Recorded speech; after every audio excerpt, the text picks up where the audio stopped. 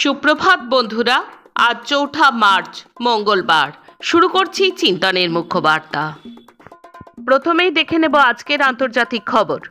আন্তর্জাতিক অভিবাসন সংস্থা IOM জানাচ্ছে 2024 সালে শুধু আফগানিস্তানে শুধু জলবায়ু পরিবর্তনের কারণে 5 লাখের বেশি মানুষ বাস্তুচ্যুত হয়েছেন। বন্যা, খরা বা অন্যান্য প্রাকৃতিক দুর্যোগের কারণে আরও 90 লাখ মানুষ ক্ষতিগ্রস্ত হয়েছেন। কিউবার ওপর একের পর এক নিষেধাজ্ঞা চাপিয়ে যাচ্ছে ট্রাম্প প্রশাসন। নবতম সংযোজন হলো কিউবার চিকিৎসক দল অন্য দেশে পাঠানোর ওপর নিষেধাজ্ঞা জারি করলো ট্রাম্প। জানালো কোনো দেশ যদি কিউবার চিকিৎসক দলকে তাদের দেশে গ্রহণ করে সেই দেশও সমস্যায় পড়বে। প্রসঙ্গত, বিশ্বের 60টি দেশে কিউবা চিকিৎসা পরিষেবা দেয়। রোজার মধ্যেই প্যালেস্টাইনের বিধ্বস্ত গাজা উপত্যকায় সব ধরনের ত্রাণ ও পণ্যের প্রবেশ বন্ধ করে দেওয়া হচ্ছে বলে জানালো ইসরায়েল।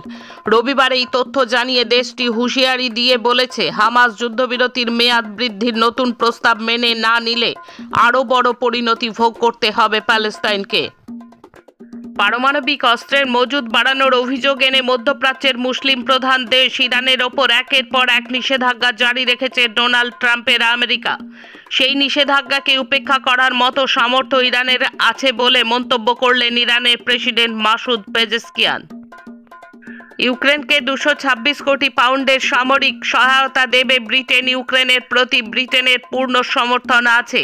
ইউক্রেনের প্রেসিডেন্ট ভ্লাদিমির জেলেনস্কিকে আশ্বস্ত করে বললেন ব্রিটেনের প্রধানমন্ত্রী কিয়ার স্টারমার।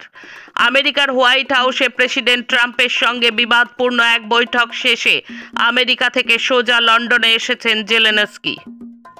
আসছি দেশের খবরে।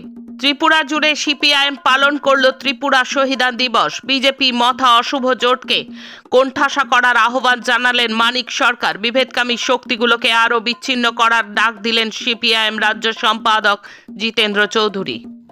দেশজুড়ে ধর্মীয় বিভাজন সৃষ্টি করে উত্তেজনা তৈরি করার কর্মসূচি বজায় রেখেছে বিজেপি। কুম্ভমেলা মিটতেই মথুরা, বৃন্দাবনে হোলিতে মুসলিমদের ওপর নিষেধাজ্ঞার দাবি জানালো হিন্দুত্ববাদীরা।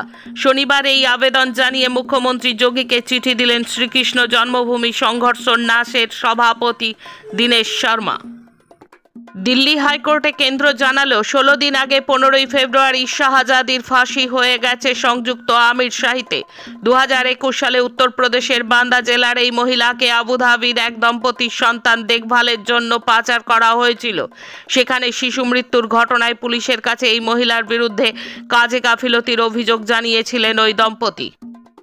দেশের সংবিধান গৃহীত হবার পর 75 বছর পেরিয়ে গেছে। বাকস্বাধীনতার মানে কি সেটা এবার অন্তত পুলিশের বোঝা উচিত। কংগ্রেসের রাজ্যসভার সাংসদ ইমরান প্রতাপগ্রাহীর বিরুদ্ধে মামলায় এই কথা জানালেন সুপ্রিম কোর্টের বিচারপতি। দেশজুড়ে শেয়ার কারচুপির ঘটনায় সেবির প্রাক্তন চেয়ারপারসন মাধবী পুরী বুচের বিরুদ্ধে এফআইআর এর নির্দেশ দিল মহারাষ্ট্রের আদালত। বিদেশে এই মাধবী বুচের করা বিনিয়োগের সঙ্গে আদানি গোষ্ঠীর লগ্নি করা তহবিলের যোগের অভিযোগ প্রাথমিকভাবে প্রমাণিত হয়েছে। কেরালায় আশাকর্মীদের ধর্মঘট, এই অপপ্রচারের কড়া জবাব দিল সিটু। যাদবপুরের শিক্ষামন্ত্রী ব্রাত্য বসুর বর্বর আচরণের প্রতিবাদে দিল্লির বঙ্গভবনে বিক্ষোভ দেখালো এসএফআই। সিপিআইএম মহারাষ্ট্র রাজ্য সম্মেলন থেকে দেশের কর্পোরেটমুখী নীতির বিরুদ্ধে তীব্র সংগ্রাম গড়ে তোলার শপথ নেওয়া হলো। এখন রাজ্যের খবর। গতকাল সকালে ছাত্র ধর্মঘট চলাকালীন মেদিনীপুর কলেজ ক্যাম্পাস থেকে টেনে হিচড়ে গ্রেপ্তার করা হয় এক ছাত্রীকে। গ্রেপ্তার করে তাকে মেদিনীপুর টাউন মহিলা থানায় নিয়ে যাওয়া হয়। এখনো পর্যন্ত পাওয়া খবর অনুযায়ী তাকে আটক করে রাখা হয়েছে। এছাড়া আরও একজন ছাত্রকেও গ্রেপ্তার করা হয়েছে। তাকে নিয়ে যাওয়া হয়েছে কোতোয়ালি থানায়। এসএফআই রাজ্য সম্পাদক দেবাঞ্জন দে জানিয়েছেন, মঙ্গলবার গোটা রাজ্য জুড়ে এসএফআই, পুলিশ এবং তৃণমূলের এই বর্বর আক্রমণের প্রতিবাদে রাজ্য জুড়ে বিক্ষোভ দেখাবে। যদি এই দুজনকে না ছাড়া হয় তবে এই আন্দোলন আরও তীব্র হবে। যাদবপুর বিশ্ববিদ্যালয়ের শিক্ষামন্ত্রীর গাড়িতে ছাত্রের আহত হওয়ার ঘটনায় রাজ্য জুড়ে চলেছে ছাত্র ধর্মঘট।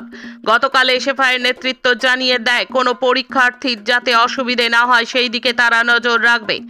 যাদবপুরের দেখা গেল সেই ছবি। যাদবপুর বিদ্যাপীঠ স্কুলের উচ্চ মাধ্যমিক পরীক্ষার্থীদের অভিভাবকদের কাছে এসএফআই অনুরোধ করেছে প্রয়োজনে আর্টস ফ্যাকাল্টি ইউনিয়ন রুম তারা ব্যবহার করতে পারেন।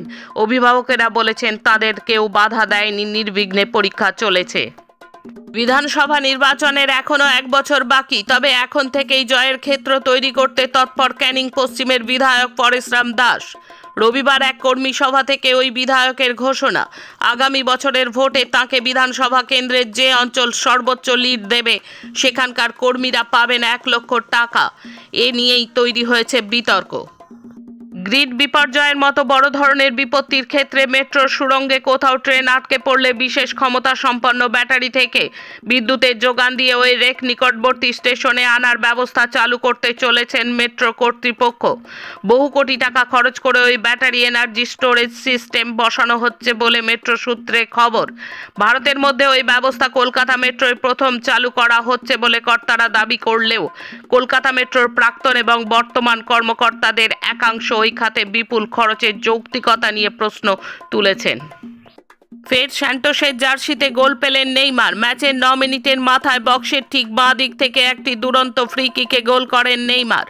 সাও পাওলোর রেডবুল ব্রাগান্তিনোকে 2-0 গোলে হারালো নেইমারের দল। ঘরোয়া ক্রিকেটে 589 উইকেট নিয়েও জাতীয় দলে ব্রাত্য প্রয়াত সেই পদ্মাকর শিভালকর। মুম্বাই ক্রিকেট হারালো আরও এক নক্ষত্রকে। মৃত্যুকালে বয়স হয়েছিল 84 বছর। ঘরোয়া ক্রিকেটে মুম্বাইয়ের হয়ে 20 বছর খেলেছেন। ধারাবাহিক সাফল্য পাওয়া সত্ত্বেও কোনোদিন জাতীয় দলের হয়ে খেলেননি। আজকের মুখ্য বার্তা এই পর্যন্ত। নমস্কার।